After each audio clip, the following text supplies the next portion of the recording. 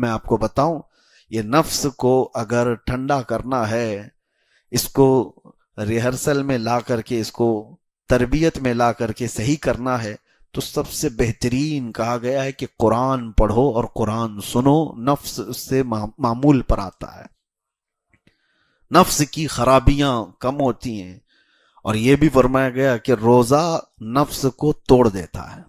ایک صحابی حضور صلی اللہ تعالی وسلم کے پاس آئے، جوان، کہا کہ شادی کرنا ہے لیکن استطاعت نہیں ہے، کیا کروں، گناہ ہونے کے اندیشے ہیں. حضور نے فرمایا روزہ رکھو. کیا کرو؟ روزہ رکھو. حضور پاک صلی اللہ تعالی علیہ وسلم نے کس لیے فرمایا؟ کہ روزہ نفسانی خواہشات کو مار دیتا ہے، نفسانی خواہشات کو کم کر دیتا ہے، ختم کرتا ہے. جتنے بھی اولیاء کاملین کو آپ سنیں گے، ان کی تربیت جو ہے روزے سے ہوتی تھی، روزے سے ہوتی تھی. اب یہ رمضان آیا ہی ہمارے پاس ہمارے نفس کی اصلاح کے لیے. اگر اس میں بھی ہم نہیں کر سکے تو پھر کبھی نہیں کر پائیں گے. تو بہرحال آج کی یہ ابتدائی ہماری گفتگو تھی آپ کے سامنے، اور انشاءاللہ العزیز چلتی رہے گی، زندگی باقی رہے تو. رمضان المبارکہ اور قرآن کا جو سنگم ہے، جو تعلق ہے، وہ کیوں میں نے بتایا کہ صرف تقریر کرنے کے لیے نہیں، صرف تراویح کے لیے نہیں. آپ ہاتھوں میں قرآن اٹھاؤ. مہینوں ہو گئے اس قرآن کو اٹھائے ہوئے، اور کتنے تو ایسے ہیں پڑھ بھی نہیں پاتے ہیں، اور کتنے تو ایسے ہیں دیکھ بھی نہیں پاتے ہیں. یہ اللہ کا وہ مقدس کلام آج کائنات میں، آپ کو ایک بہت چیلنج کی بات بتا رہا ہوں، پوری روئے زمین پر حضور صلی اللہ تعالی علیہ وسلم کی نشانیوں میں کوئی ایسی مضبوط نشانی جس کو کوئی بدل نہیں سکا، معجزہ حضور کا کوئی باقی ہے تو قرآن باقی ہے. حضور نے چاند کے ٹکڑے کیے تھے کہ نہیں؟ آپ کا ماننا ہے یہ حضور کا معجزہ ہے. حضور نے ڈوبے ہوئے سورج کو پلٹا دیا، یہ حضور کا معجزہ ہے. نبی پاک صلی اللہ علیہ وسلم نے انگلیوں سے پانی جاری کر دیے، حضور کا معجزہ ہے. حضور کے سامنے پتھر بول پڑے، یہ حضور کا. لیکن یہ سب معجزے دیکھے آپ نے؟ چاند کا ٹکڑے ہونا، سورج کا پلٹ آنا، انگلیوں سے چشمے جاری ہونا دیکھا تو نہیں، حدیثوں میں پڑھا ہے اور علماء سے آپ نے سنا ہے. لیکن حضور پر جو قرآن اترا تھا وہ دیکھ بھی رہے ہو، سن بھی رہے ہو، پڑھ بھی رہے ہو. یہ ایک نشانی ایسی ہے جو ہر گھر میں اور ہر ایک کے پاس موجود ہے. اس سے محبت کرو. اور اللہ کے رسول صلی اللہ تعالی علیہ وسلم نے ارشاد فرمایا، قرآن جب کسی کے ساتھ دوستی کرتا ہے تو اتنی بہترین دوستی کرتا ہے کہ جب اس کے سارے رشتہ دار اسے قبر میں چھوڑ کر جاتے ہیں تو قرآن اس کی دوستی نبھاتا ہے. قبر میں آ کر اس سے کہتا ہے تنہائی میں گھبرانا مت، میں ہوں تیرے ساتھ. دنیا دوستی چھوڑ دیتی ہے روح نکلنے کے بعد، لیکن قرآن نہیں چھوڑتا. تو جو ہمارے تنہائی، قبر کی تنہائی کا دوست ہے، اسے آپ اٹھاتے کیوں نہیں؟ اسے آپ پڑھتے کیوں نہیں؟ رکوع 2 رکوع پڑھنے کے بعد لوگ غائب ہو جاتے ہیں. جوش میں ابھی رمضان میں اٹھائیں گے کچھ، پہلے دن 4 صفحے 5 صفحے پڑھ کر کے اس کے بعد پھر دھیرے دھیرے دھیرے نیچے ہوتے چلے جائیں گے. 5ویں 6ٹھے روزے کے بعد تو پھر قرآن ویسے کے ویسے ہو جاتا ہے. یا کچھ لوگ 10 رمضان تک. ہونا تو ہی چاہیے کہ پورا ختم قرآن رمضان میں ہر ایک مسلمان کا ہونا چاہیے. روزانہ 1 پارہ وہ تلاوت کرے تو 30 رمضان تک انشاءاللہ العزیز ختم قرآن ہو جائے گا. ورنہ زندگی میں آپ مجھے بتاؤ کب موقع ملتا ہے، کب موقع ملتا ہے؟ ہمارے اولیاء کاملین جن کی آپ اقتدا کرتے ہیں، امام اعظم ابو حنیفہ رضی اللہ تعالیٰ عنہ جس قبر میں آج آرام کر رہے ہیں بغداد میں، اس علاقے میں جہاں آپ دفن ہیں، فرمایا گیا 4000 ختم قرآن انہوں نے کیے. 4000 ختم قرآن جہاں ان کی قبر ہے. آپ اندازہ کریں، وہ رمضان المبارکہ میں 61 قرآن ختم کرتے تھے. دن میں 1 قرآن اور رات کو 1 قرآن اور پوری تراویح میں 1 قرآن. 30 دنوں میں 30 قرآن، 30 راتوں میں 30 قرآن، اور پورے 30 مہینے یہ تراویح کے قرآن 1 قرآن. 61 قرآن وہ 1 رمضان میں ختم کرتے تھے. ان اولیاء کاملین اور بزرگوں کے پاس جو کچھ بھی تھا وہ قرآن کے ذریعے سے عروج پائے تھے. اسی لیے شاعر نے کہا ہے، درس قرآن اگر ہم نے نہ بھلایا ہوتا، یہ زمانے نے زمانہ نہ دکھایا ہوتا. ہاں وہ زمانے میں معزز تھے مسلمان ہو کر، آج ہم خار ہوئے ہیں تو تاریک قرآن ہو کر، یعنی قرآن کو چھوڑ کر کے. قرآن کو اٹھاؤ. اب سمجھنے والے، تفسیر پڑھنے والے بہت کم رہ گئے، ترجمہ جاننے والے کم رہ گئے، پھر تلاوت کرنے والے کتنے کم ہو گئے. میرے عزیزو، وہ تفسیر اور ترجمے والے تو بہت دور چلے گئے، کم از کم قرآن اٹھانے والے تو آ جائیں ہمارے پاس. قرآن اپنے گھروں میں اٹھاؤ. ابھی جا کر کے دیکھو کہ دھول لگی ہوگی، تمہارے فریج اور تمہاری ٹی ویاں اس سے زیادہ صاف رکھی جاتی ہیں. بار بار روزانہ جھٹکتے ہیں، صوفے صاف کیے جاتے ہیں، اور قرآن کو اسی طرح سے تنہا چھوڑ دیا جاتا ہے. مہینوں ہو گئے، برسوں ہو گئے، قرآن کو چھوا بھی نہیں. کب چھوا؟ قسم کھانے کے لیے. کب چھوا؟ جب کسی کی موت ہو گئی تو قرآن جلدی جلدی جھاڑ کر کے اٹھایا گیا. اور ایک بات میں آپ کو بتاتا ہوں، اللہ کے نبی صلی اللہ علیہ وسلم فرماتے ہیں قیامت کے دن قرآن اور رمضان جس کے خلاف کھڑے ہو گئے، اسے دوزخ میں جانے سے کوئی نہیں روک سکتا، اسے جہنم میں جانے سے کوئی نہیں بچائے گا. اور اللہ کے نبی صلی اللہ علیہ وسلم جب دعا کرتے تھے تو ہاتھ حضور صلی اللہ تعالی علیہ وسلم کے ہلتے تھے جب یہ دعا کرتے تھے اللہم اجعل القرآن حجتا لنا لا حجتا علینا. اے اللہ، قرآن کو ہمارے لیے سفارشی بنا، قیامت کے دن ہمارے خلاف مقدمہ کرنے والا مت بنا. تو قرآن کچھ لوگوں کے خلاف مقدمہ کرنے والا ہے، قرآن کچھ لوگوں کے خلاف کھڑے ہونے والا ہے. قرآن بھی ہے اور رمضان بھی ہے. فیصلہ آپ کے ہاتھ میں ہے کہ قرآن کو اپنا سفارشی اور اپنا شفیع و مددگار بناؤ گے قیامت کے دن، یا پھر اپنے خلاف کھڑے ہونے والا. قرآن کے ساتھ جنہوں نے بے حرمتی کی، بے حرمتی کا مطلب لوگ یہ سمجھتے ہیں زمین پر پٹک دینا. قرآن کی بے حرمتی کا مطلب ہے کہ اس کے اوراق کو نیچے پھینک دینا. یہ بے حرمتی نہیں. قرآن کی بے حرمتی یہ ہے کہ مہینوں اس کو چھوڑ کر کے رکھ دینا، اس کی تلاوت نہیں کرنا. قرآن تمہارے لیے آیا تھا. تو قرآن کی بے حرمتی وہ گھر کرتے ہیں جنہوں نے قرآن کو بھلا دیا. اب ایک قرآن کی آیت میں آپ کو سناتا ہوں. اللہ تعالیٰ فرماتا ہے نسوا اللہ فانساہم انفسہم. اللہ اکبر. جب میں یہ پڑھتا ہوں تو رونگٹے کھڑے ہوتے ہیں. اللہ فرماتا ہے موت کے وقت کچھ لوگ ایسے ہوں گے جو اللہ کو بھول چکے تھے تو اللہ ان کو اپنے آپ کو بھلوا دے گا. فَأَنْسَاهُمْ أَنفُسَهُمْ. اللہ فرماتا ہے وہ اپنے آپ کو ان کو بھلا دیا جائے گا. تم کون ہو پتہ ہی نہیں، نام کیا ہے تمہارا پتہ ہی نہیں، کس کے بیٹے ہو پتہ ہی نہیں، حتیٰ کہ مرد ہو کہ عورت ہو یہ بھی نہیں پتہ. بھلا دیا جائے گا، ذہن ختم کر دیا جائے گا، میموری ختم. اس کے لیے یہ کن لوگوں کے لیے کہا گیا ہے؟ اللہ فرماتا ہے نسوا اللہ، وہ اللہ کو بھول چکے تھے، اللہ کو بھولے ہوئے لوگ ہیں. اور قرآن پاک میں ایک آیت ہے قال ربی لما حشرتنی اعمی وقد کنت بصیرا. کچھ لوگ کھڑے ہوں گے قیامت کے دن، کہیں گے کہ اللہ تو مجھے اندھا کیوں اٹھایا، میں تو دیکھنے والا تھا، اکھیارا تھا. کچھ لوگوں کو اندھا اٹھایا جائے گا، نابینا اٹھائے جائیں گے، اور وہ پوچھیں گے کہ مولا میری آنکھیں کیوں چلی گئیں، میں تو دیکھنے والا تھا، اکھیارا تھا دنیا میں. وقد كنت بصیرا. اب جواب سنو، رب تعالیٰ فرماتا قال كذلك اتتك آیاتنا فنسیتها وكذلك اليوم تنسى. اے بندے میری آیتیں تیرے پاس آئی تھیں اور تو نے ان کو بھلا دیا تھا، اسی لیے آج تجھ کو بھی تیری آنکھوں کے ساتھ بھلا دیا گیا. یعنی اس کو نابینا کر دیا گیا، اس کا سب کچھ ختم کر دیا گیا ہے. تو قرآن کے ساتھ ناانصافی نہ ہو. قرآن کی بے حرمتی یہی ہے. اسی لیے اللہ کے نبی صلی اللہ تعالی علیہ وسلم نے فرمایا جس گھر میں قرآن کی تلاوت نہیں ہوتی وہاں مردے رہتے ہیں، قبرستان کی طرح. تلاوتیں کرو، قرآن پاک کو اٹھاؤ، سارے بچوں کے ہاتھ میں دو، عورتوں کے ہاتھ میں دو، قرآن پاک کا معمول بنا لو. اور انشاءاللہ العزیز آپ دیکھنا حضرت عبداللہ ابن مسعود رضی اللہ تعالیٰ عنہ فرماتے ہیں قرآن جب تلاوت ہوتا ہے تو اچانک آسمان سے فرشتے اترتے ہیں.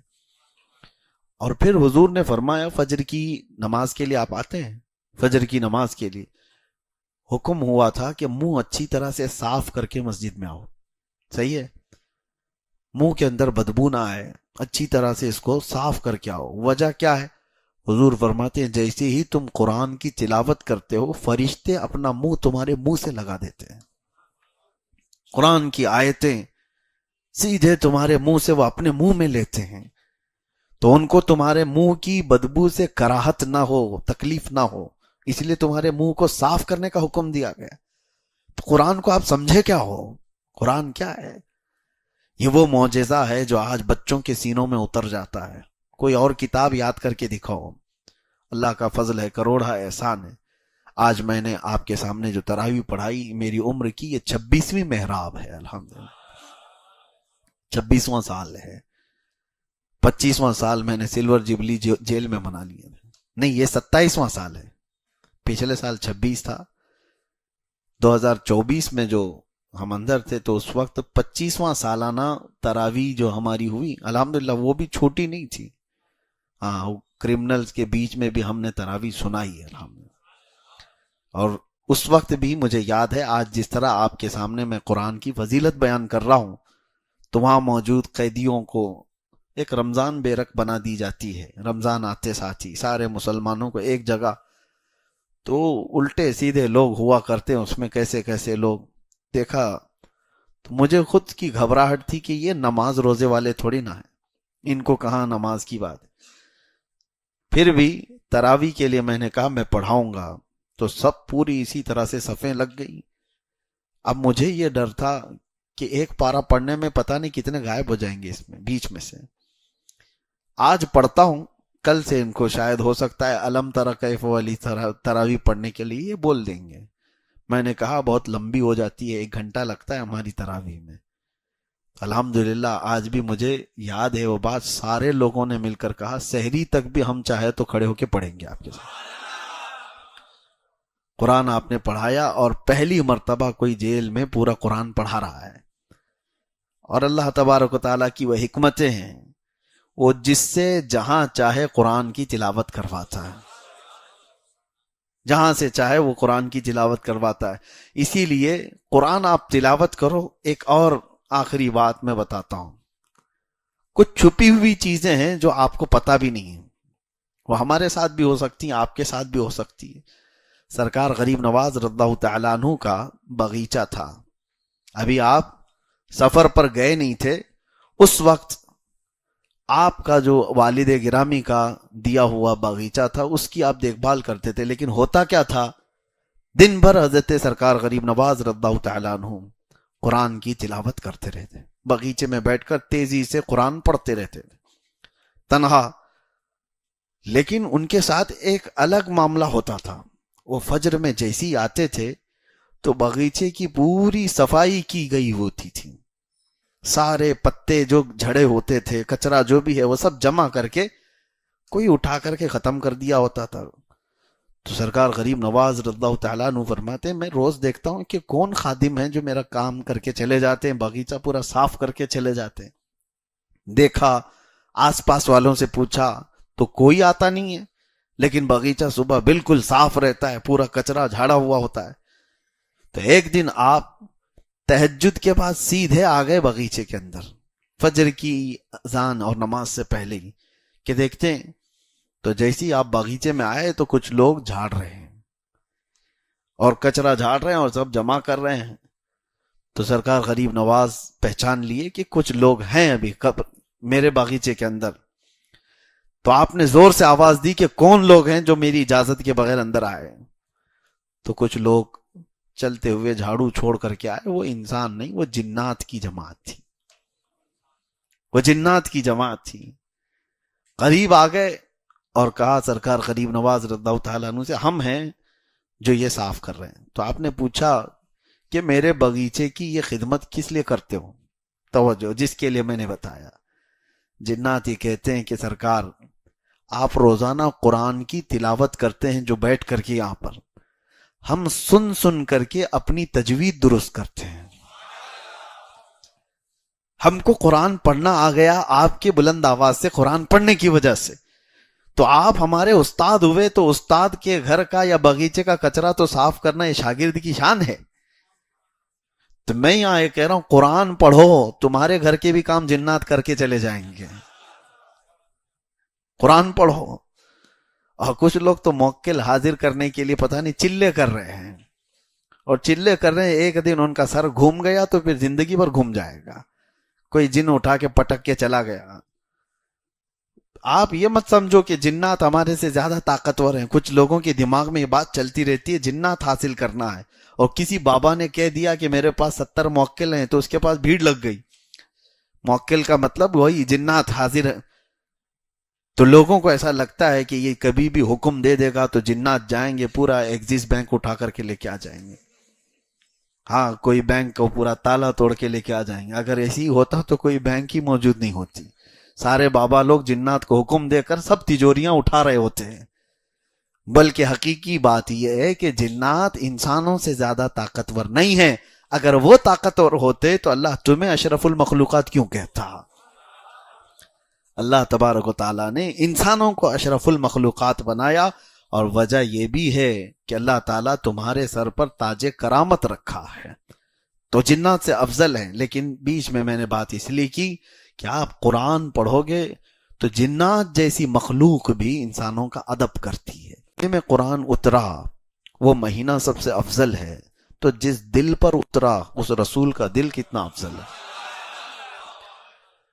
رسول پاک صلی اللہ تعالی علیہ وسلم کے قلب اطہر پر یہ قرآن اتارا گیا، اور جس جگہ پر اتارا گیا ہے وہ مکہ مکرمہ پوری دنیا کے شہروں میں سب سے افضل شہر ہے. جہاں اترا، جس پر اترا، جس دن اترا، وہ سب چیزیں افضل ہیں. بلکہ پہاڑوں میں بھی افضل جو ہے جبل نور کو کہا گیا ہے، جس پر قرآن اتارا گیا تھا.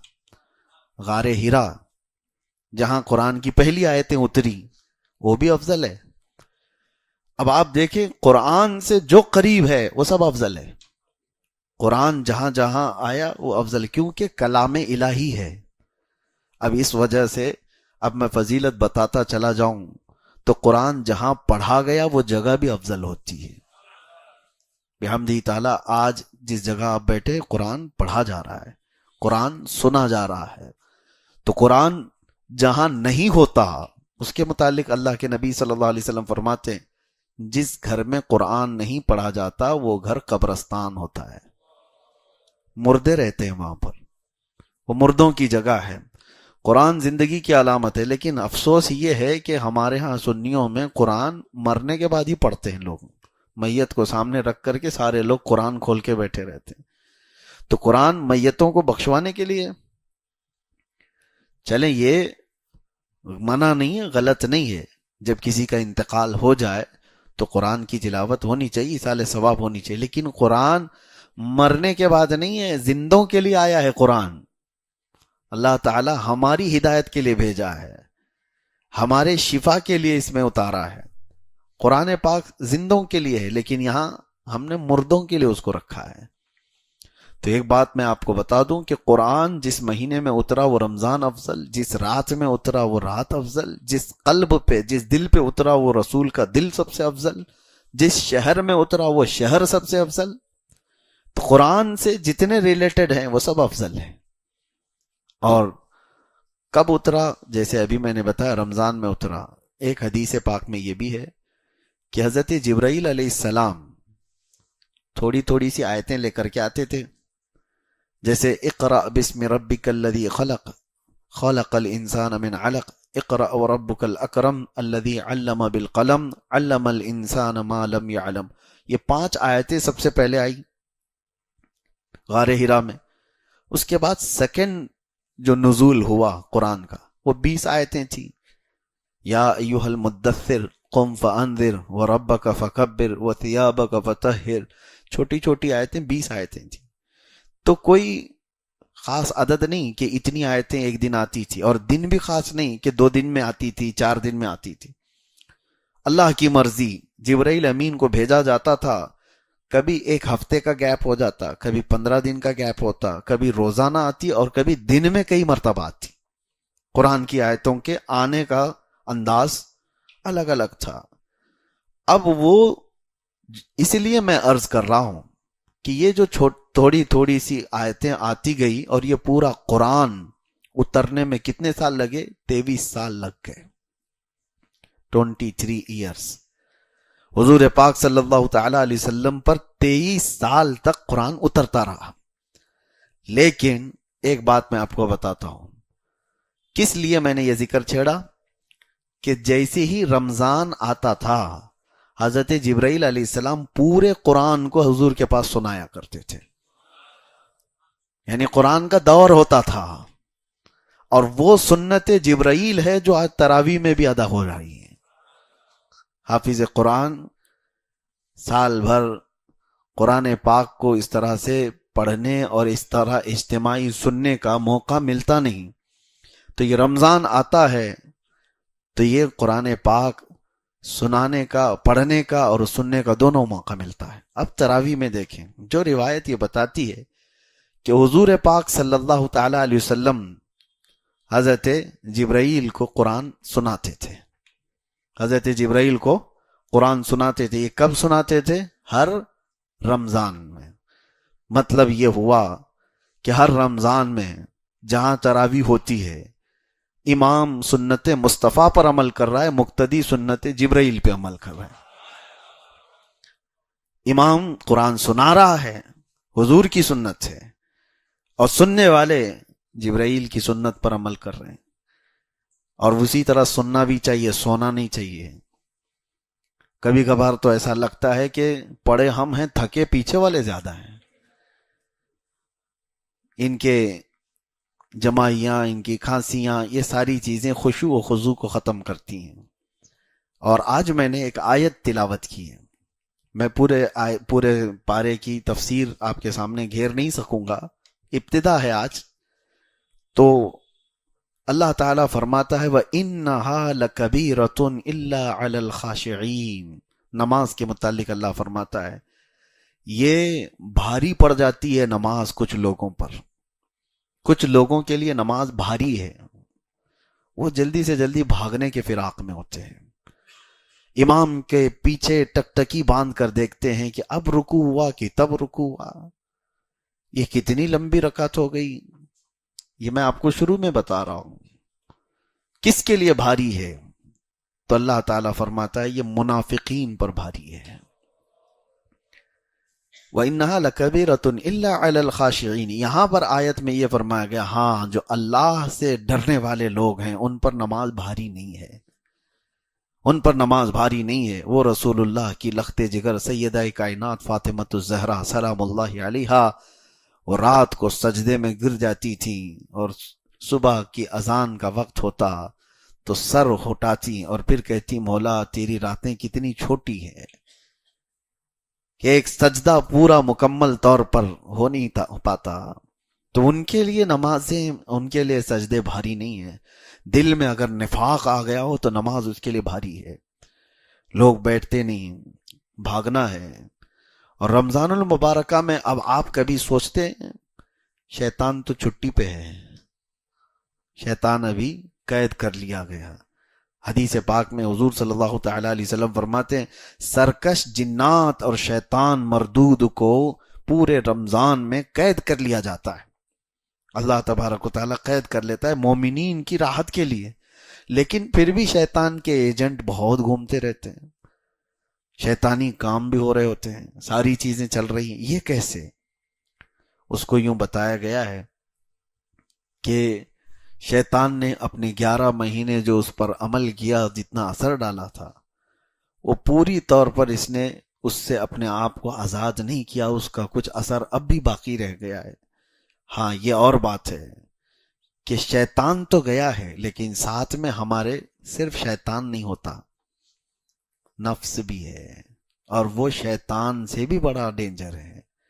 آپ کو پتہ ہے پورے 11 مہینے جب بھی نماز نہیں پڑھے، جھوٹ بولے، چغلی کیے، کچھ بھی گناہ کیے، تو بلیم کس کے اوپر؟ شیطان کرا دیا، جھگڑا لگا دیا۔ کس نے کرایا؟ شیطان کرا دیا۔ ساری برائیاں کون کراتا ہے؟ شیطان کراتا ہے۔ شیطان ساری برائیوں کا جڑ ہے، ٹھیک ہے مانتے ہیں، لیکن آدم علیہ السلام کو سجدہ کرنے کے انکار جو شیطان نے کیا، اس کو کس نے بہکایا؟ وہ تو خود شیطان ہے۔ شیطان سارے لوگوں کو گمراہ کرتا ہے، تو پھر شیطان کو کس نے گمراہ کیا تھا؟ شیطان سجدہ کیوں نہیں کیا, اکڑ کیوں دکھایا, تکبر کیوں دکھایا؟ فرمایا گیا کہ شیطان کو اس کے نفس نے گمراہ کیا تھا.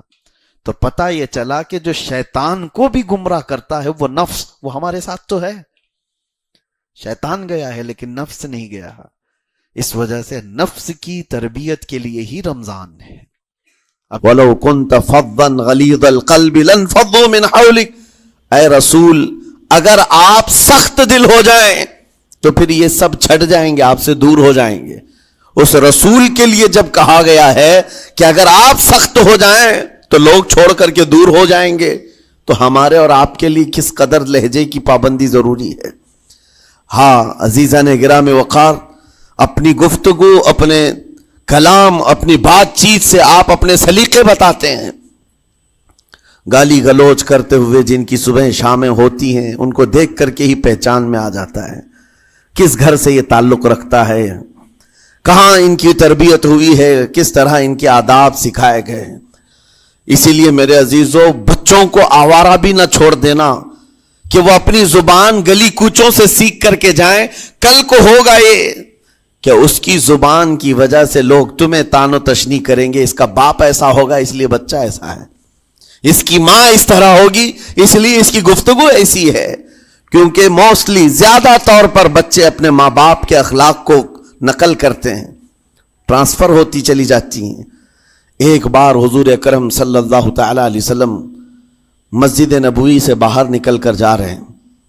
توجہ میرے عزیز ہو, اخلاق کہاں دکھانے چاہیے اور ہماری بات چیت کے انداز ہمیں کہاں ہونا چاہیے میں آپ کو بتاؤں.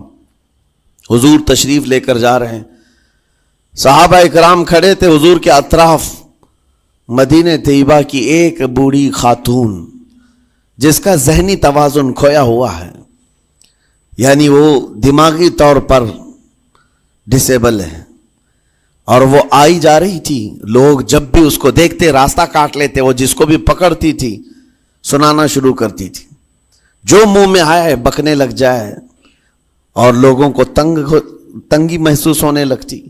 صحابہ نے دیکھا کہ یہ عورت آ رہی ہے, حضور کی طرف آ رہی ہے. سب نے حضور صلی اللہ علیہ وسلم کو گھیر لیا, اس کا راستہ روکنے کے لیے. اب آئے گی اور نبی کریم صلی اللہ علیہ وسلم کے پاس اگر زبان درازی کرنے لگ جائے, پاگل عورت ہے, اور بک بک کرنے لگ جائے, حضور پاک صلی اللہ علیہ وسلم کے ادب میں کہیں کمی نہ آ جائے.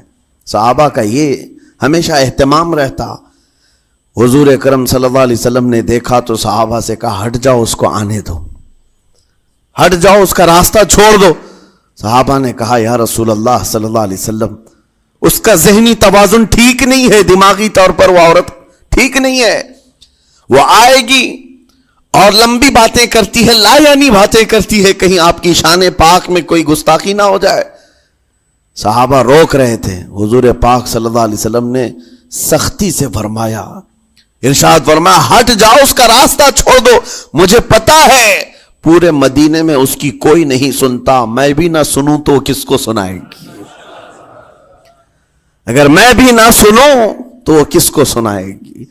یہ میرے مصطفیٰ کریم صلی اللہ تعالی علیہ وسلم کے دربار عالی جاہ کی وہ بلند اخلاق کریمانہ کی ایک مثال ہے, جس کو خود میرے آقا نے فرمایا, بعثت لأتمم مکارم الاخلاق. عزیزان گرامی وقار, لوگوں کے آج حالات ایسے ہیں کہ اچھے لوگوں کے ساتھ اخلاق الگ دکھائے جاتے ہیں, چھوٹے لوگوں کے ساتھ اخلاق الگ دکھائے جاتے ہیں. سٹیٹس کا آدمی ہو تو اس کے ساتھ ملنے کے طریقے الگ ہیں, اور غریب کوئی آ جائے, فقیر کوئی آ جائے تو اس سے ملنے کا انداز الگ ہو جائے. یہ نہ ہو, یہ ہم سب کے لیے نصیحت ہے. اسی ممبئی کی سرزمین پر میں آپ کو بتاؤں, ایک ماہم شریف میں بزرگ حاجی صاحب ہوا کرتے تھے, آج سے تقریباً 10-12 سال پہلے کی. وہ کئی لوگوں سے ایک سوال کرتے تھے پکڑ پکڑ کر کے کہ میرا ایک سوال ہے, آپ جواب دیں گے, میرا ایک سوال ہے. کئی علماء سے انہوں نے پوچھا, مجھ سے بھی انہوں نے, جب میں نیا تھا مصر سے پڑھ کر کے آیا تھا, میرے پاس آ کر کہا, کافی سالوں سے میرے ذہن میں ایک سوال ہوتا ہے, میں آپ سے بھی پوچھنا چاہتا ہوں. کہا بتائیے کیا ہے. کہا میں حضور سرکار مجاہد ملت رحمت اللہ علیہ کا مرید ہوں. علامہ حبیب الرحمن مجاہد ملت رئیس اعظم اڑیسہ، جن کے خدمات جلیلہ آج ہو سکتا ہے نئی جنریشن کو نہ معلوم ہو، ان کا لقب ہے مجاہد ملت، جنہوں نے سنیت کی بقا کے لیے اپنا تن من دھن سب قربان کیا تھا. وہ مجاہد ملت عظیم بزرگ ولی کامل ہے. یہ حاجی صاحب کہتے ہیں کہ میں ایک نارمل آدمی تھا، کڑیا تھا، یعنی گھر بنانے کا کام کرتا تھا. جب وہ ممبئی تشریف لاتے تو دوڑ کر کے ہر جگہ سے لوگ ملنے آتے. میں بھی گیا تھا، اور اس وقت میں جوان تھا. حضور مجاہد ملت رحمت اللہ علیہ کی بات وہ بتا رہے ہیں کہ لوگ لائن لگا کر کے مصافحہ کر رہے تھے، مل رہے تھے. جب مل رہے تھے تو پھر میرا نمبر آیا، میں ملنے کے لیے گیا. بزرگوں کے سب ہاتھ چومتے ہیں، یہ ہمارے سنیوں کے طور طریقے ہیں. ادب، علماء ذوی الاحترام کے ہاتھوں کا بوسہ لینا یہ مستحسن ہے، یہ ہمارے آداب میں سے، معمولات اہل سنت میں سے. تو جب سب لوگ ان کے دست بوسی کر رہے تھے، ہاتھ چوم رہے تھے، میں بھی قریب گیا، اور جب میرا نمبر آیا میں ہاتھ چومنے کے لیے گیا تو انہوں نے میرا ہاتھ لے کر خود ہی چوم لیا. وہ بزرگ عالی جاہ ولی کامل جن کو دنیا مجاہد ملت کہتی ہے، میرا ہاتھ انہوں نے چوم لیا. اور میرے اندر ایسی پشیمانی تھی کہ میں کیا کروں سمجھ میں نہیں آیا. میں ایک معمولی سا کڑیا، اور کہاں ان کا مقام کہاں میرا. تو اس کے بعد وہ اس بے چینی میں رہتے تھے کہ ایسا کیوں کیا، ایسا کیوں کیا، کیونکہ پوچھنے کا موقع ہی نہیں ملا. ایک بزرگ تھے، انہی کے خلیفہ تھے حضور مجاہد ملت کے، انہوں نے اس کا جواب دیا. میرے عزیزو کیا بہترین جواب تھا. حضرت مجاہد ملت رحمت اللہ تعالی علیہ یہ چاہتے تھے کہ ہزاروں لوگ ہماری تعظیم کرتے ہیں تو کہیں ہمارے دماغ میں بادشاہت کا خیال نہ آئے، ہم غریب اور فقیر کا ہاتھ چوم کر اپنے نفس کی مخالفت بھی کرتے ہیں. اخلاق کریمانہ دکھانے کے لیے اسٹیٹس والوں کے ساتھ ہی نہیں، غربا فقراء کے ساتھ بھی وہ اخلاق ہوں. نبی کریم صلی اللہ تعالی علیہ وسلم کے وہ آداب آج اگر آپ اپنا لیں، بہت ساری کڑوی چیزیں ویسی ختم ہو جائیں. آج ممبئی کی سرزمین پر سب سے بڑا یہ چیلنج ہے بات کرنے میں. نوجوانوں کے تو آج پارے چڑھے ہوئے ہوتے ہیں، ان سے کوئی بھی بات کر لے، جس تیور میں یہ بات کرتے ہیں ایسا لگتا ہے کہ ابھی لڑائی ہو جائے گی، ابھی جھگڑا ہو جائے گا. اس کی عادت سی بن گئی ہے. آپ کو پتہ ہے فرمایا گیا، عربی کا قول ہے جراحت السنان لها التیام ولا یلتام ما جرح اللسان. تلوار سے، چاقو سے دیا ہوا زخم سوکھ سکتا ہے، زبان سے دیا ہوا زخم کبھی نہیں سوکھتا. زبان سے دیا ہوا زخم نہیں سوکھتا. بولنے سے پہلے 1000 بار اس بات کو خیال ہونا چاہیے کہ میں جس کو بول رہا ہوں کہیں اس کا دل چھلنی تو نہیں ہو جائے. میری زبان یہ ہوتی 50 گرام کی چھوٹی زبان ہے، لیکن بڑے بڑے لوگوں کے کلیجے چیر کر رکھتی ہے، بڑے بڑے لوگوں کے دلوں میں سوراخ کر کے رکھتی ہے، زخمی کر کے رکھتی ہے اس کا استعمال.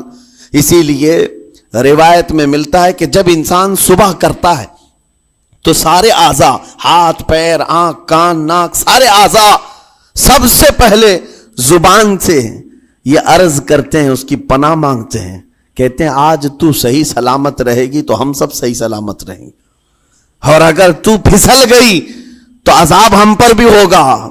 زبان بولتی ہے، مار کسی اور کو پڑتی ہے. کوئی زبان کو مارتا نہیں ہے، گالی زبان دیتی ہے، لیکن مار کبھی پیٹھ پہ پڑتی ہے، سر پہ پڑتی ہے، ہر جگہ پڑتی ہے. تو یہ زبان نبی کریم صلی اللہ تعالی علیہ وسلم نے ارشاد فرمایا، من یضمن لی ما بین لحیتیہ وما بین.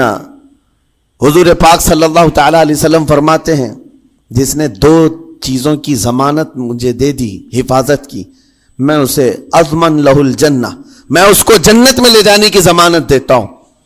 2 چیزیں کیا ہیں؟ حضور فرماتے ہیں، ایک 2 جبڑوں کے بیچ میں جو موجود زبان ہے اس کی حفاظت کر لے، اور 2 رانوں کے بیچ میں جو شرمگاہ اس کی حفاظت کر لے. یہ 2 چیزیں جس نے بچا لیا میں اس کو جنت میں لے جانے کی ذمہ داری دیتا ہوں، ضمانت دیتا ہوں. اس کا کتنا بڑا کردار ہے، یہ زبان کا کتنا بڑا کردار ہے. اور حضور نے ایک بار پکڑ کر کے فرمایا تھا، زبان کو پکڑ کر کے کہا تھا یہ وہ زبان ہے جو انسان کو جنت میں بھی لے جاتی ہے اور دوزخ میں بھی لے جاتی. کلمہ کس سے پڑھتے ہیں آپ؟ لا الہ الا اللہ، زبان ہی سے تو پڑھتے ہیں. اسی کلمے نے آپ کو جنت تک پہنچایا. اور کافر جو کفر کرتا ہے وہ بھی زبان سے ہی کرتا ہے، اور زبان اسے ہمیشہ کی دوزخ میں لے جاتی ہے. اس زبان کو چلانے سے پہلے 1000 بار سوچ لیں کہ آج لہجوں کی سختیاں بڑھتی چلی گئیں. اور آپ کو پتا ہے قرآن پاک میں رب تعالیٰ نے یہ فرمایا وَلَا تَقُلْ لَهُمَا اُفٍّ وَلَا تَنْهَرْهُمَا، والدین کے بارے میں بچوں کو کیا کہا گیا؟ ان کو اف تک نہ کہو. لیکن زبان جب کھلتی ہے نا، ماں باپ کے خلاف نوجوانوں کو ہم نے دیکھا ہے گالی گلوچ کرتے ہوئے اور اتنی بری باتیں کہتے ہوئے، معاذ اللہ. عزیزان گرامی وقار، حضور نے تو یہ فرمایا جس نے پلٹ کر کے اپنے ماں اور باپ کو سخت لہجے میں بات کیا یا ان کی نافرمانی کی، حضور فرماتے میرا دل چاہتا ہے کہ اس کے گھر کو آگ لگا دوں، آگ لگا دوں. اس لیے اس بات کو ہمیشہ یاد رکھیں، تمہارے لہجے کی سختیاں کسی کو زخمی کر دیں تو آخرت خراب ہو جائے گی، آخرت خراب ہو جائے گی. حضرت علقمہ رضی اللہ تعالیٰ عنہ حضور کے صحابی ہیں، حضور صلی اللہ علیہ وسلم کے صحابی ہیں. آخری وقت آ گیا تھا لیکن زبان نہیں کھلتی تھی. حضور پاک صلی اللہ علیہ وسلم کے پاس سفارش لائی گئی کہ آپ کے وہ ساتھی ہیں انتقال کر رہے ہیں لیکن زبان پر کلمہ بھی نہیں آتا. حضور تشریف لائے، دیکھا، پوچھا گھر میں ان کے کون کون ہے؟ کہا بیوی ہے اور ماں ہے. ماں کو بلایا اور کہا علقمہ کے بارے میں کیا کہتی ہو، کیسا تھا؟ کہا بہت اچھا، پرہیزگار، عبادت گزار، سارے نیکوکاریاں اس کے اندر ہیں. تو پھر حضور نے پوچھا اچھا یہ بہت نیک تھا، تم بھی اس سے راضی ہو کہ نہیں ہو؟ ماں نے کہا میں نہیں راضی ہوں، میں راضی نہیں ہوں. کہا کیوں، وجہ کیا ہے؟ کہا یا رسول اللہ میرا اکلوتا بیٹا، میرا تنہا بیٹا تھا، بڑی محبتوں کے ساتھ اس کو پالا تھا، اور جب میں نے اس کی شادی کی اپنی بیوی کو لایا اور جب بیوی گھر پر آ گئی تو میری بات کو ہلکے میں لیتا، اپنی بیوی کی بات کو فوقیت دیتا، ترجیح دیتا. اور اس وقت غالباً یہ باتیں تھی کہ زبان سے کوئی کلمہ ان کے نکلا ہوگا جو بیوی کی حمایت میں تھی، ماں کو تکلیف پہنچ گئی. کہا میرا دل گوارا نہیں کرتا، میں اس سے راضی نہیں ہوں. باقی وہ بہت نیک بندہ ہے، بہت اچھا ہے. حضور نے فرمایا دیکھو زندگی کے آخری پڑاؤ پر آ چکا ہے، روح نکلنے کو ہے، معاف کر دو. وہ بھی صحابیہ تھی، انہوں نے کہا آقا آپ کا حکم ہے یا مشورہ ہے؟ اگر حکم ہے تو پھر ماننا ہے. حضور نے فرمایا نہیں، حکم نہیں، مشورہ ہے. کہا مشورہ ہے تو پھر دل نہیں چاہتا، دل نہیں چاہتا. حضور نے فرمایا صحابہ سے کہ لکڑیاں جمع کرو، آگ لگاؤ اور انہیں اٹھاؤ، آگ میں ڈال دو. آگ دہکائی گئی تو ماں کی ظاہر سی بات ہے ممتا بے چین ہو گئی. کہا ان کو میرے سامنے آگ میں ڈالیں گے؟ کہا ہاں، اس سے بہتر ہے کہ وہاں جلے گا، یہاں جلے. وہ ماں کہتی آقا آپ گواہ ہو جائیں، میں اپنے بیٹے کو معاف کرتی ہوں. ادھر معاف کیا، ان کی زبان پر کلمہ طیبہ جاری ہوا. میرے عزیزو یہ بتانا مقصود اس لیے ہے کہ زبان سے دیے ہوئے زخم خواہ والدین کو ہو، یہ معمولی نہیں ہوتے. ہو سکتا ہے آخری وقت تمہاری زبان بند ہو جائے اور کلمہ طیبہ بھی نہ جاری ہو، زبان کھلنے بھی نہ لگے، یہ حالات آ جائیں گے. اس لیے اپنی زبان کا کنٹرول برقرار رکھو. اللہ تبارک و تعالی کہنے سننے سے زیادہ عمل کی توفیق عطا فرمائے. قرآن پاک جتنا ہم نے پڑھا ہے اس پر بھی عمل کی توفیق عطا فرمائے اور اسے سمجھنے کی توفیق عطا فرمائے. رب تبارک و تعالی قرآن کے لیے ہمارے سینوں کو کشادہ فرمائے. وصلی اللہ تعالی علی خیر خلقہ محمد وآلہ واصحابہ اجمعین وآخر دعوانا ان الحمد للہ رب العالمین. کل سے انشاءاللہ العزیز تفسیر کے بعد موقع دیا جائے گا آپ کے جو مخصوص سوالات ہوں یا دور دراز سے جو لوگ بہت سارے سوالات رکھتے ہیں تو جو ریلیٹڈ ہیں رمضان سے یا شرعی مسائل سے انشاءاللہ العزیز مختصر وقت میں اس کے جواب دینے کی کوشش کی جائے گی انشاءاللہ. لا یعنی سوالات سے بچیں گے انشاءاللہ. السلام علیکم.